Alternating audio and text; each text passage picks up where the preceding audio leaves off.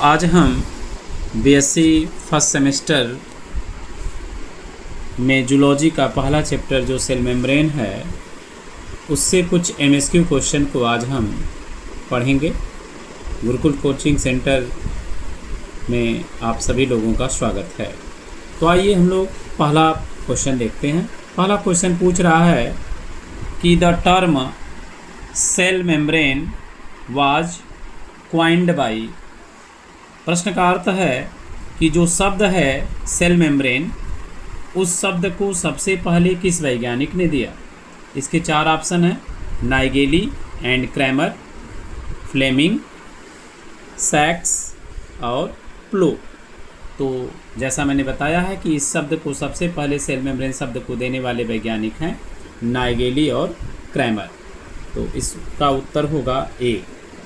उसी तरह दूसरा क्वेश्चन है, according to unit membrane structure hydrophobic zone is formed by. प्रश्न कर रहा है कि जो यूनिट मेम्ब्रेन स्ट्रक्चर है उसका हाइड्रोफोबिक जोन कौन सा होता है। तो मैंने पढ़ाते समय बताया था कि दो तरह के जोन होते हैं सेल मेम्ब्रेन में, हाइड्रोफोबिक और हाइड्रोफिलिक। हाइड्रोफोबिक का मतलब होता है कि जो जल से प्रेम न करता हो यानी जल विरागी, और हाइड्रोफिलिक का मतलब होता है जो जल से प्रेम करता हो यानी हाइड्रोफिलिक।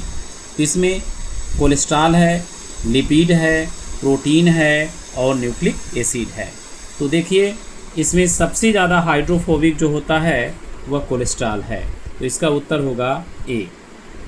अगला है, the bulk of plasma membrane constitute, यानी सबसे ज़्यादा प्लाज्मा मेम्ब्रेन में कौन होता है।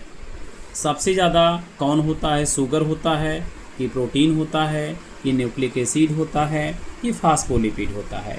तो आपको पता है कि सबसे ज़्यादा प्लाज्मा मेम्ब्रेन में प्रोटीन होता है। तो सही उत्तर है बी यानी प्रोटीन। अगला क्वेश्चन है, according to unit membrane structure protein from. कह रहा है according to unit membrane structure protein from, जो प्रोटीन है वह किस तरह का स्ट्रक्चर है।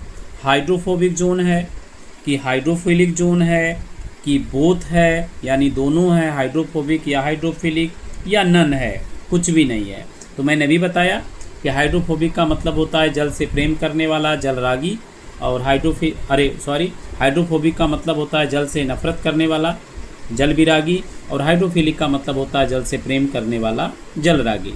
तो प्रोटीन क्या होता है, तो आपको पता है प्रोटीन हाइड्रोफिलिक होता है, इसीलिए सही उत्तर होगा बी। अगला है, carbohydrate are present in plasma membrane. Carbohydrate plasma membrane में कहाँ पाया जाता है। तो पहला आंसर है only in between the surface, यानी दोनों सरफेस के बीच में पाया जाता है। दूसरा अपर सरफेस यानी ऊपर पाया जाता है। तीसरा लोअर सरफेस पर पाया जाता है यानी नीचे वाले सरफेस पर पाया जाता है, या बोथ यानी दोनों तरफ पाया जाता है। तो इसका सही उत्तर है बी, यानी हमेशा जो कार्बोहाइड्रेट होता है वह अपर सरफेस अपर सरफेस पर पाया जाता है। आप लोगों को याद होगा जब मैं फ्रूट मोजेक मॉडल पढ़ा रहा था तो उसमें मैंने बताया था कि या फिगर में दिखाया है कि अपर सरफेस पर ढेर सारे कार्बोहाइड्रेट के चेन पाए जाते हैं। अगला क्वेश्चन है,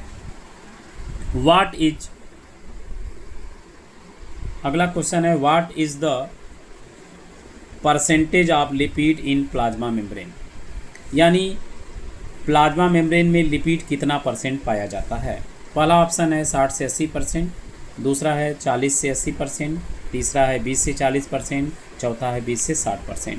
तो सही उत्तर है सी, यानी प्लाज्मा मेम्ब्रेन में जो लिपिड होता है वह 20 से 40% पाया जाता है। अब कुछ क्वेश्चन और देख लेते हैं हम लोग। अभी आपके टोटल 6 क्वेश्चन हो गए और 6 क्वेश्चन और हैं, इनको भी हम देख लेते हैं। तो अगला क्वेश्चन है, in plasma membrane carbohydrate are present in which form, यानी प्लाज्मा मेम्ब्रेन में कार्बोहाइड्रेट कहाँ प्रेजेंट होता है, कहाँ पाया जाता है। पहला ऑप्शन है ग्लाइकोप्रोटीन के रूप में, दूसरा है ग्लाइकोलिपिड के रूप में, तीसरा है बोथ यानी दोनों, ग्लाइकोप्रोटीन ग्लाइकोलिपिड दोनों के रूप में, तीसरा लिपोप्रोटीन के रूप में। कौन सा आंसर सही है? तो आंसर सही है आपका सी यानी बोथ, यानी कार्बोहाइड्रेट प्रोटीन के साथ भी जुड़कर ग्लाइकोप्रोटीन बनाता है और लिपिड के साथ जुड़कर ग्लाइकोलिपिड बनाता है। अगला क्वेश्चन है passive and active movement take place through a plasma membrane. आपको पढ़ाया गया है कि प्लाज्मा मेम्ब्रेन में दो तरह का मूवमेंट होता है, एक पैसिव होता है और एक एक्टिव। एक्टिव का मतलब होता है जब एटीपी को खर्च करके मूवमेंट हो तो एक्टिव, और जब बिना एटीपी को खर्च किए मूवमेंट हो तो पैसिव। इसके 4 ऑप्शन हैं। पहला है फास्फोलिपिड, दूसरा है कोलेस्ट्रॉल, तीसरा है चार्ज पोर, चौथा है ग्लाइकोलिपिड। तो हमेशा जो मूवमेंट होता है एक्टिव और पैसिव वह होता है चार्ज पोर से, तो इसका ऑप्शन सी सही है। अगला क्वेश्चन है which substance can easily cross the cell membrane. कह रहा है कि सबसे आसानी से कौन सा सबस्टेंस जो होता है वह सेल मेम्ब्रेन से क्रॉस हो पाता है। पहला उत्तर सही है। पहला उत्तर दिया है प्रोटीन सोल्यूबल, दूसरा दिया है लिपिड सोल्यूबल, तीसरा दिया है कार्बोहाइड्रेट सोल्यूबल, चौथा दिया है नन। इसमें से सही उत्तर है बी, यानी हमेशा लिपिड का जो सोल्यूबल होता है वही ईजिली जो होता है वह क्रॉस कर जाता है सेल मेम्ब्रेन को। अगला क्वेश्चन है which substance have difficulty in crossing the cell membrane. ठीक उल्टा क्वेश्चन है इसका। इसमें आसानी से जो पास कर रहा था, अब यहाँ पूछ रहा है कि कौन सा सबस्टेंस है जो बहुत कठिनाई से क्रॉस करता है सेल मेम्ब्रेन को। पहला है वाटर, दूसरा है शुगर, तीसरा आयन, चौथा है गैसेज। तो जो आयन्स होते हैं वह बहुत कठिनाई से डिफ़िकल्टी से पास करते हैं, क्रॉस करते हैं। तो उत्तर सही है सी।